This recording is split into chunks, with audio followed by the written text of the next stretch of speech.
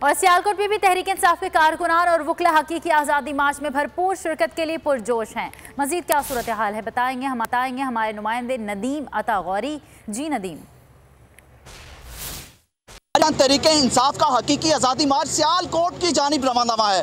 आखिरी इनका स्टॉप तो इस्लामाबाद बताया जा रहा है, लेकिन सियालकोट पे किस तरह इस्तकबाल किया जाएगा इसकी तैयारियां भी अपने अरूज पर पहुंच चुकी हैं। लग्जरी किस्म के यहाँ पर इंतजामात किए जा रहे हैं। मेरे साथ अंदर की बात कुछ पूछने के लिए, कुछ बताने के लिए पाकिस्तान तहरीक इंसाफ के रहनुमा उस्मान डार मौजूद हैं। हम उनके साथ कुछ अंदर की बात भी पूछते हैं। उस्मान भाई, ये बताइएगा, क्या आपको लगता है हकीकी आज़ादी मार्च इस्लामाबाद तक पहुँचेगा?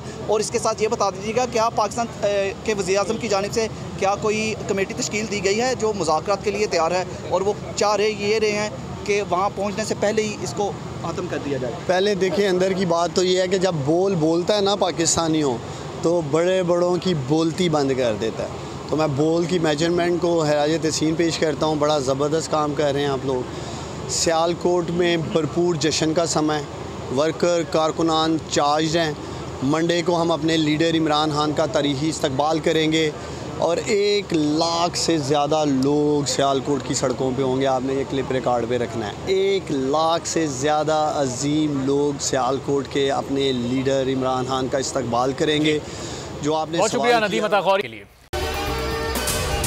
अगर आपको ये वीडियो पसंद आई है तो हमारे चैनल को सब्सक्राइब करें और बेल आइकॉन पर क्लिक करें।